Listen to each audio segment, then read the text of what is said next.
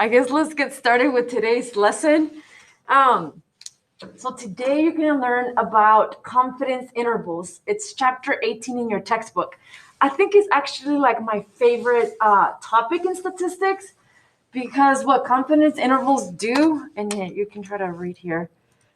Okay, so basically what confidence intervals do is you're trying to estimate some unknown variable based on a sample. Like, let's say you're interested in knowing like the percentage of Clemens High School students who have been in a relationship or have had like a boyfriend or girlfriend.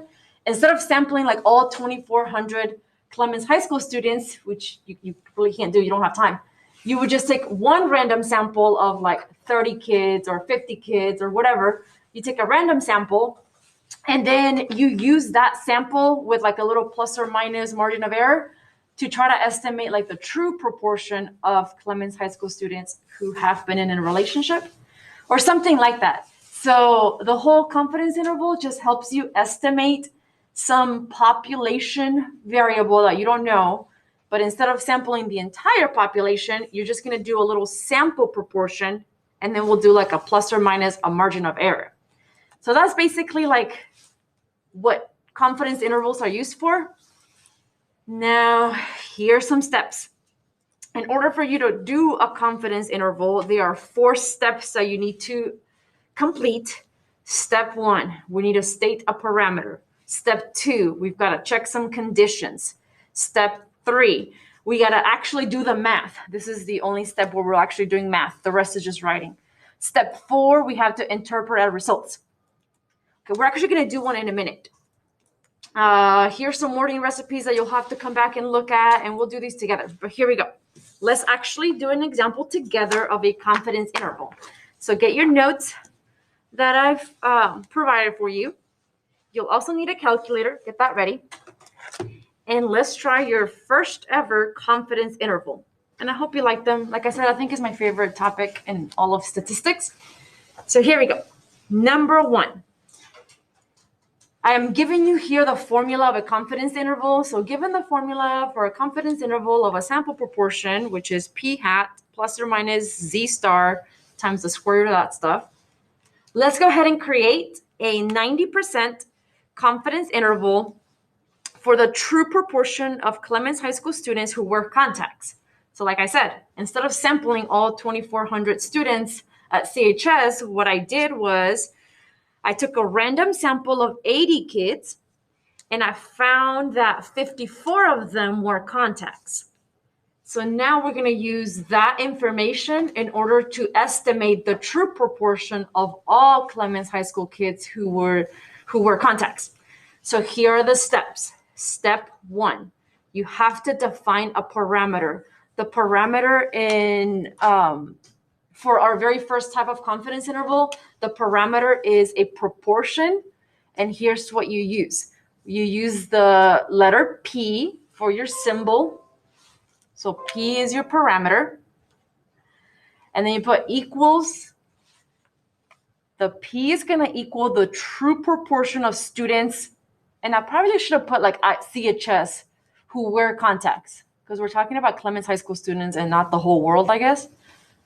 So go ahead and define the parameter by putting P equals true proportion of, and then I guess blank. For this specific example, you'll put true proportion of students at CHS who wear contacts, or it could be the true proportion of students who, I don't know, have iPhones, or true proportion of students who have been in a relationship, or true proportion of students of whatever variable we're studying. So step 1. Hopefully done. Step 2 are the 3 conditions that I've showed you already, I guess, on Monday. So here are the conditions. They are the same as before. What is this? Oh, here, this is not needed. Like, you don't have to write down what I put here, but it is helpful for you to know. The 54 kids out of the 80 students in your sample that are wearing contacts, that is called a sample proportion. You don't have to write it down, but maybe for the first time right now, I do need you just to write it down. Eventually, you don't have to write that down. So you need to know that P was the true proportion of all students who wear contacts, and we don't know what that is. We do know that in our sample of 80, 54 of them are wearing contacts. So that means that this 54 out of 80, which is about 67%, that's called a sample proportion because that applies to my sample only. And for that, remember I told you on Monday, we use a little p hat for a sample proportion. So now that I have that, let's go ahead and talk about the conditions. The good news is that they are the same conditions that you already know from the last lesson. Number one, the randomization condition. We have to have a random sample, and be specific, a random sample of 80 students. So here I just write down randomization condition. Problem says we have a random sample of 80 students. So I guess you would just have to write that up on the free response, or maybe type it up if you're online, but write it up. Problem says we have a random sample of 80 students. And then if you remember the next condition, go ahead and try to write it down. But the next condition is the 10% condition.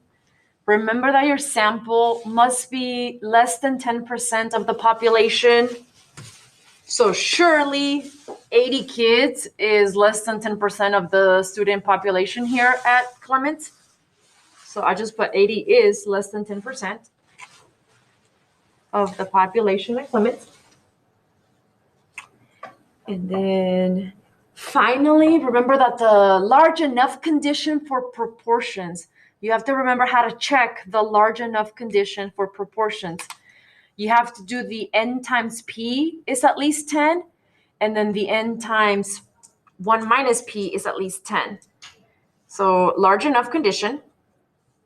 It's also known as like the nearly normal condition, or even the success failure condition. It's all this different names for the same thing. I just call it large enough. Okay, so remember for the large enough condition, we're supposed to do n times p is at least 10. And then n times 1 minus p is at least 10. But when you're doing a proportion, we don't know the p. Like we don't know the true population of students who are wearing contacts. So we don't know p. So instead for my condition here, notice how I'm going to use p hat. So if you want to write that note down, go ahead and write it down.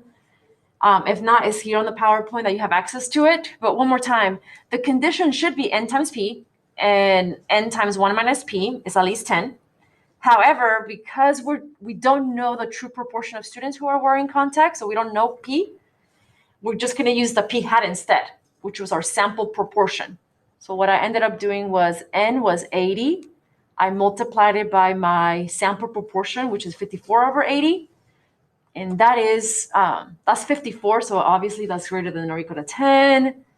And then I did it with 80 times 1 minus p. And that is also greater than or equal to 10. So I have checked the conditions. If you have any questions at any time, just raise your hand and let me know. So that was step 2. I don't know how to pause on Wii video, so I guess we just keep going. All right, now let's actually do the math. So let's calculate the interval. Here's the first thing you need to calculate the interval. You're gonna have to memorize the formula for a confidence interval. The formula for a confidence interval of a proportion is going to be p hat. So you start with your sample proportion. Plus or minus, you're gonna add a margin of error. So here's what the margin of error is. You do plus or minus z star times the standard deviation. So the square root of p times 1 minus p over n. But again, we don't know that p value. So we're just going to do the square root of p hat times 1 minus p hat over n. So in order for you to calculate the interval, you're going to have to memorize the formula. So on the AP exam, you have to memorize the formula. On the test and quiz, you have to memorize the formula. Now finally we get to do some math. So get those calculators ready. All right. Obviously here, like the p hat is going to be the 54 over 80. So that's what I'm going to start with, the p hat. Okay. So 54 over 80, that's where you would write down. plus or minus, okay, I need to show you how to, you don't have to copy that yet. I need to show you how to get the Z star thing. For now, just write it down and then I'll show you. But the way we're going to do this, calculate the Z star value is with an inverse normal. And I'll show you how in the next slide. But for now, I guess just go ahead and write it down. So remember, the formula should be 54 over 80 plus or minus a Z star, which is calculated with an inverse normal.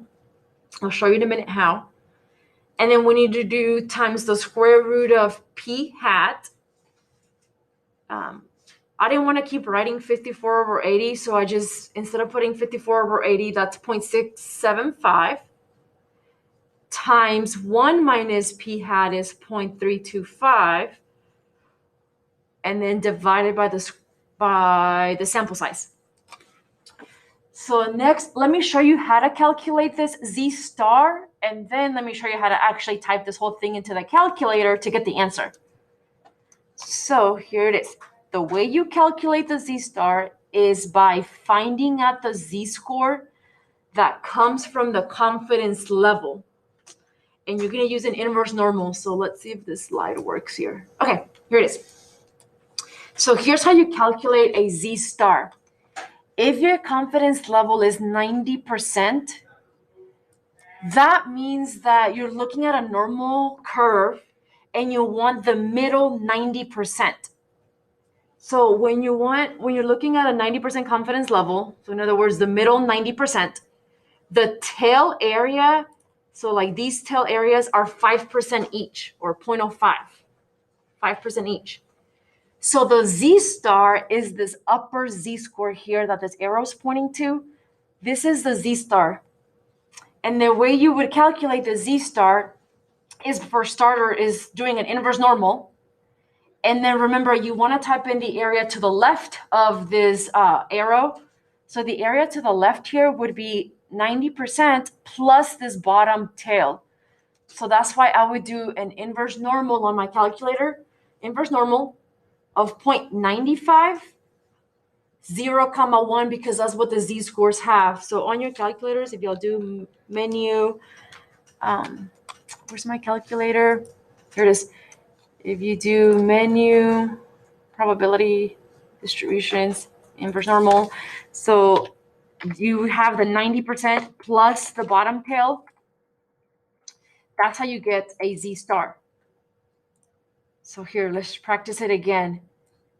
Okay, get your calculators. Try to see if you can figure out what is the Z star for a 95% confidence level.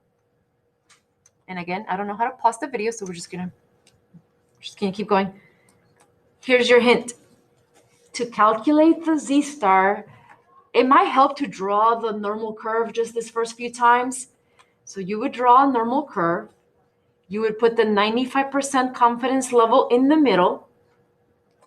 So if you do 100 minus 95, that's 5%, and then you divide that by two tails. So therefore, it means that the tail area for this 95% confidence should be 0.025. So that's my tail area. And now to calculate that Z star up here, you're going to do the inverse normal of 0.95 plus the bottom tail, 0.025. So if you do an inverse normal of 0.95 plus 0.025, which is 0.975, you should get the Z star. So question on the Z star thing here. Here, try this last one. Let's just do it. So I did put some questions on your test that are just calculate the Z star. It should be really simple, so see if you can try it here. 84% confidence level. Menu, inverse normal. Okay, to find the tail area, you're going to have to take 100 minus 84, and you have to divide it by 2 because there's two tails.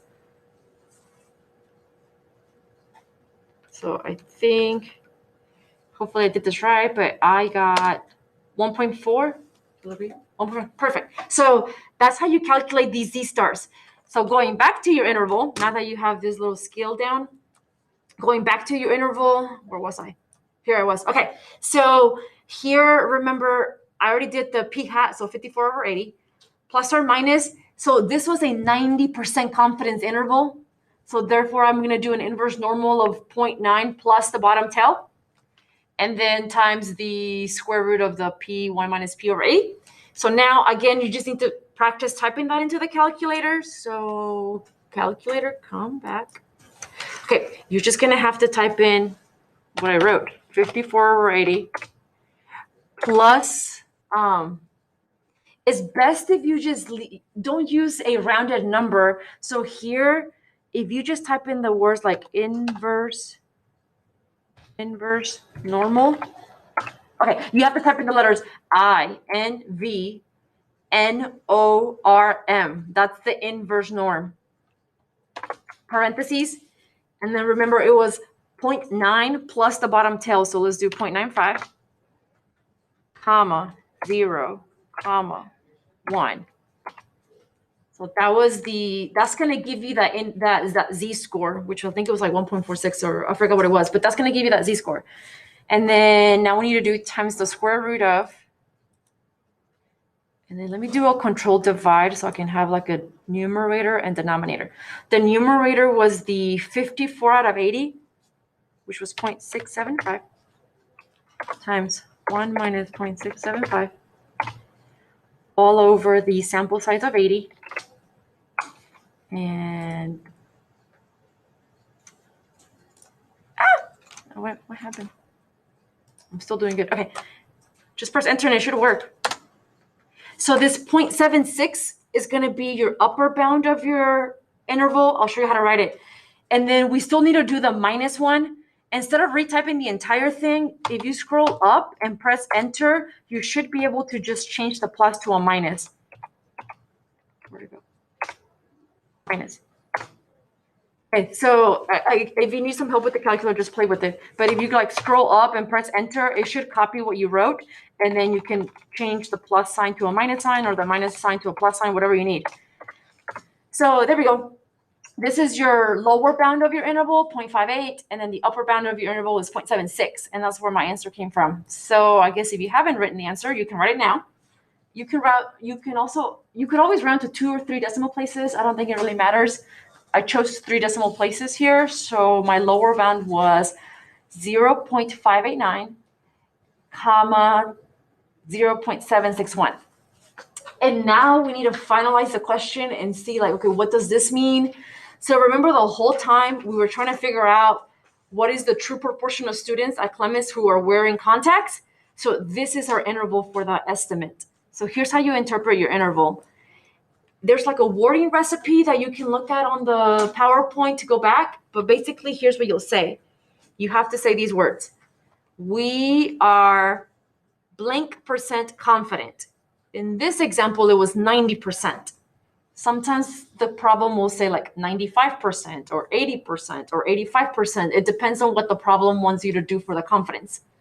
So right now, just write down these words. We are 90% confident that the true proportion of CHS students who are wearing contacts is somewhere between like 59% to 76%. So the true proportion is somewhere there between 59% and 76%. We'll never know for sure unless we actually sample the entire population. But that's how you would interpret an interval. We are blank % confident that the true proportion of blank is between, I guess, blank and blank, whatever the answer was. So we'll practice this. And then the last step you need to do for making any kind of confidence interval is called interpreting the 90% confidence level. So the 90% confidence level, let me just give you, again, is another wording recipe. So on your notes, just write it down. The extra step. Here's how you interpret the 90% confidence level. You use these words. You're going to say, using this method, so like these results that we just did, like these formulas that we just used, using this method, 90% of the time, the intervals constructed will contain the true population parameter or the true population proportion. I think this next slide is going to help you explain this. But basically, like, we only took one sample of 80 students. Let's say somebody else takes another sample of 80 students, and then somebody else takes another sample of 80 students. If we take multiple samples of 80 students from CHS, we're all going to get different intervals because we're not going to all have the exact same 54 out of 80 we're in context. We're all going to have like different intervals. And then out of all the intervals that we create, 90% of them are going to contain like the true answer. And that's what that means. So, okay, that was the example. And this is pretty much it. Like, that's how you have to, that's all we're doing. The rest of this PowerPoint is just like a lot of concepts and just concepts that you need to like go through. So we'll try to do as much as we can right now. I still strongly recommend that, at least for this chapter, read chapter 18 because it's just a lot of like new concepts to you. So please read chapter 18. Definitely come back and look at this PowerPoint. We're going to try to go through a lot of the concepts right now, but this PowerPoint has like everything you'll need for chapter 18. So let's see how much we can get done.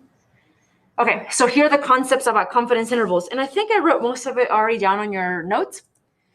So I kind of already explained to you that, that a confidence interval is used to estimate some population proportion that you don't know. And it's always going to be used by doing the estimate plus or minus some kind of margin of error. Okay, here's some more information you need to know about confidence intervals. The stuff after the plus or minus, that's called the margin of error.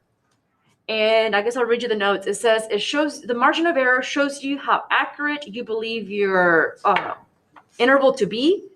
The smaller the margin of error, the more precise you're going to have your interval is going to be.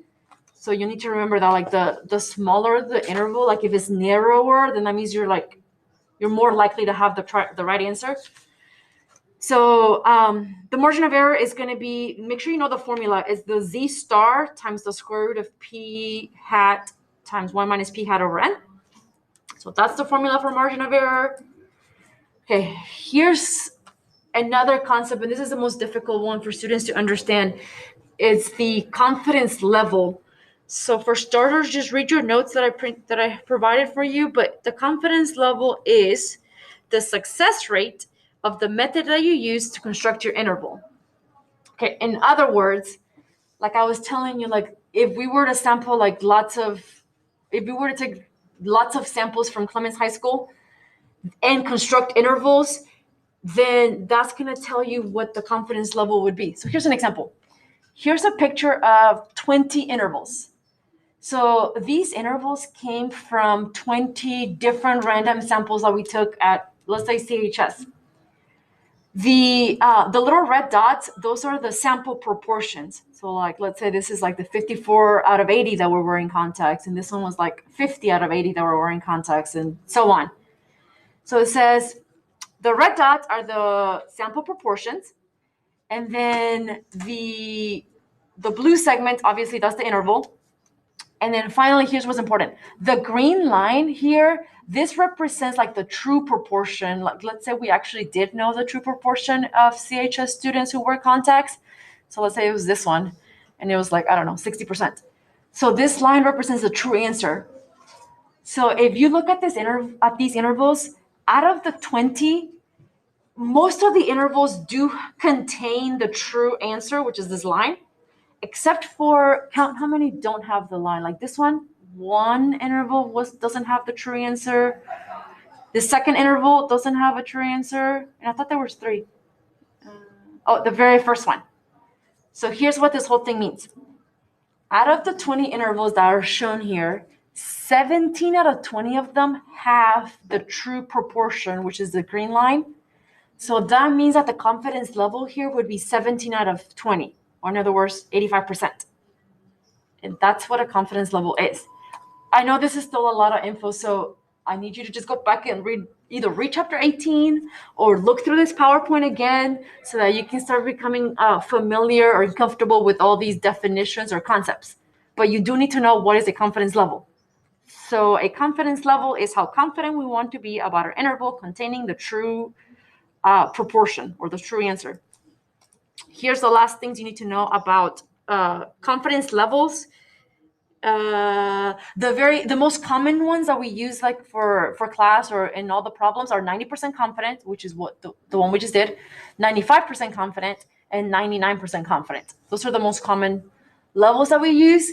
And then the last thing that you definitely need to know, which is super important for the AP exam, a confidence level is never a probability or a chance. And that's on your notes. Maybe just underline it, highlight it. A confidence level is never a probability or a chance. So never, never, never a probability or a chance. So with all that, oh, and then here's the wording recipe for the confidence level. You already wrote it on your example one. You wrote it where it said extra step. So this is the general confidence level formula. You just say using this method, blank percent of the time, so 90% of the time, or that's what we did earlier, the intervals constructed will contain the true population proportion or / parameter. Okay, so with all that me talking, let me give you an example to see if you understood what confidence level is. Okay, here, read this example.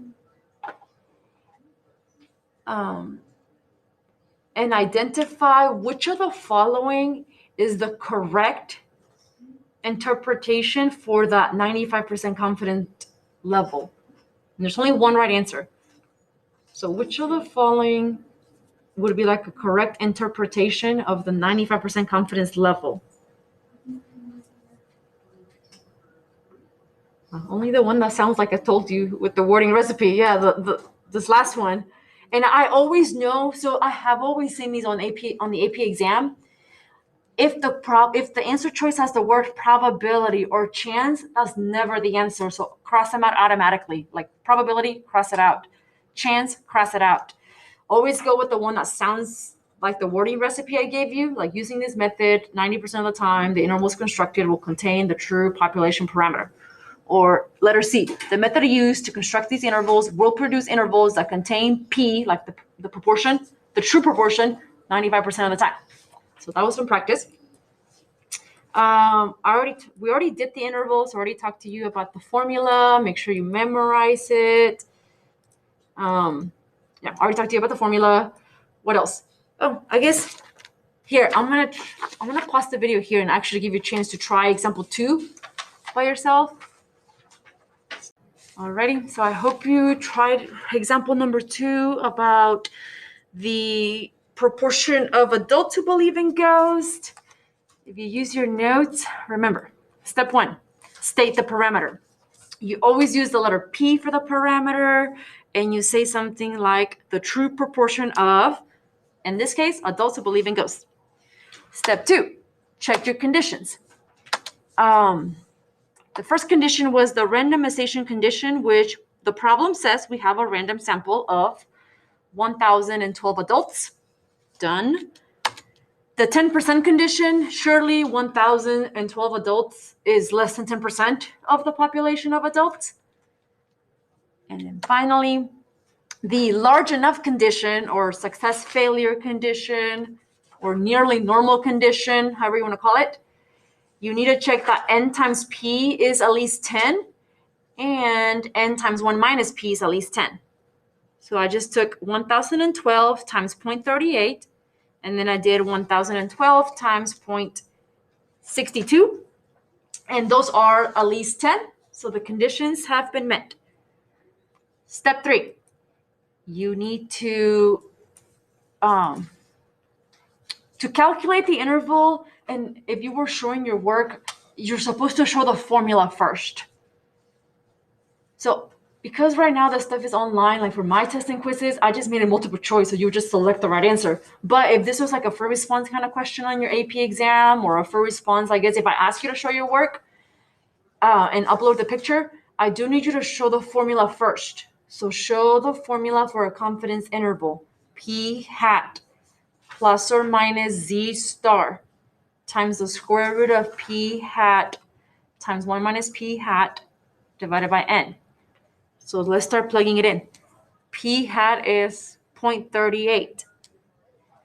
plus or minus, remember, you need to do to calculate that Z star, you have to do an inverse normal. And because this was a 95% confidence level, I did 0.95 plus the bottom tail. So I guess this time I just did 0.38 plus or minus 1.96, but technically I'm not supposed to use this rounded number of 1.96. You're supposed to type in the calculator how I showed you. Go ahead and type in like INVNORM, like inverse normal of 0.95 plus 0.025 to get this exact answer. So however you want to do it, I guess I'll show y'all one more time. 0.38 plus inverse normal of 0.9, I think it's going to be 0.975. 1. That's the square root of... Do I what? There's an extra column. Oh, thank you. And control 0.38 times 0.62. 1012. Here we go. So that's the upper bound. Control paste to get the lower bound. And you've created your second ever confidence interval. Now finish it off and interpret the interval. And then try to interpret that confidence level. When you interpret the interval, there's a wording recipe for interpreting the interval. And I think I skipped it somewhere over here on this PowerPoint. Where'd it go? It's in here. Oh, here we go. So this is like the generic wording recipe when you're asking to interpret the interval. So you'll always say something like, we are blank percent confident that the true proportion of blank, like right in context, lies between blank and blank. So I guess for your number 2 here about the ghost, you would say we are, what was the confidence? 95% confident that the true proportion of adults who believe in ghosts is between whatever I got. I forgot. Not 30. I don't know. Let me see. Between. It's okay. I'm still doing good. Okay. So here it is. We are 95% confident that the true proportion of adults who believe in ghosts is between 35% and 41%. And that's why you do an interval. And you're supposed to do that extra step, interpret the confidence level. Sometimes students get confused between interpret the interval versus interpret the confidence level. So for this one is the one, that wording recipe I showed you earlier, the using this method. So using this method, 95% of the time, the intervals constructed will contain the true population parameter. So finish example 2, and then try some practice on multiple choice. So if you have your notes, the Word document, start looking at numbers 1, 2, and 3 and see what kind of answers you think it is. So first, let's finish example 2, and now I need you to practice the multiple choice, and then we can discuss the answers in a minute. Okay, let's go over some of those multiple choice questions there. Number 1, we kind of already did it during the lesson, but remember that the confidence level thing is never a probability or a chance, so it's not 1 or 2. The only option was 3 only, so letter B. Number 2, you were supposed to interpret that confidence interval, and again, it's never a chance or probability for those either, but the only one that was right on number 2 was letter C. Like if we repeat this sampling method, 99.7% of the confidence intervals we construct are going to contain the true population, in this case, mean, or so far we're doing population proportions, but this one was about a mean. So that was number 2. And number 3, take a look at that one. So that one you were trying to interpret the confidence interval. So you're trying to interpret the 15.5 and 20.5. Let's see, what did I end up getting? It should say something like, we are 95% confident that the true proportion of voters lies between 15.5 and 20.5. So the one that sounds like that. Letter D, we are 95% confident that between 15 and 20 of the voters had some kind of switching votes. You still have plenty of time to practice these before your test. And then now go ahead and try the free response while I answer some questions. I guess the last thing on the notes is that free response question at the end. Let's go over it. Here we go. It's the similar problem as before about a May 2000 Gallup poll found that 38% of a random sample of 1,012 adults said that they believe in ghosts. So same question as before, but now different problem. Letter A, find the margin of error for this poll if you want a 90% confidence in the estimate of the true proportion of adults who believe in ghosts. So the margin of error, remember, is the formula for the margin of error is the one that comes after the plus or minus. So, wait, I didn't even show my work. Okay, so it's 2.51. I guess if I were to be showing my work, I would have done an inverse normal of 0.95 times the, let me see, make sure. Yeah, I'm pretty sure I would have done an inverse normal of 0.95 comma 0 comma 1 times, because this is the formula for the margin of error, times the square root of, it's still 0.38 times 0.62, and then it's still 1,012. So this is the formula for the margin of error. If you go back and look at the notes, so there we go. And if you multiply by 100, 2.5%. So that would be the margin of error. And you can leave it as a decimal, 0.025, or you can change it to a percentage, 2.51%. So that was number one, or letter A. Next, explain what the margin of error means. It's just like the, I don't know, the plus or minus estimate. Here's one way to explain it, I guess. You could just say that that's like like what you're adding or subtracting, like your plus or minus. So you're like, I don't know, 90% confident plus or minus 2.5%. So here's, I guess, the official description. It says, we are 90% confident, because that's the confidence we use, that the true proportion of the adults who believe in ghosts, like in all of America, is within 2.5% of 38%. So in other words, 38 plus or minus 2.5% of Americans believe in ghosts. And then the last one there, letter C. If you wanted to be 99% confident, will the margin of error be larger or smaller? So if you remember how to do the formula for the margin of error, this is the formula here. So if you want to switch from 90% confident to 99%, you would have to go over here and go change the inverse normal to 0.995. And that is going to just get bigger.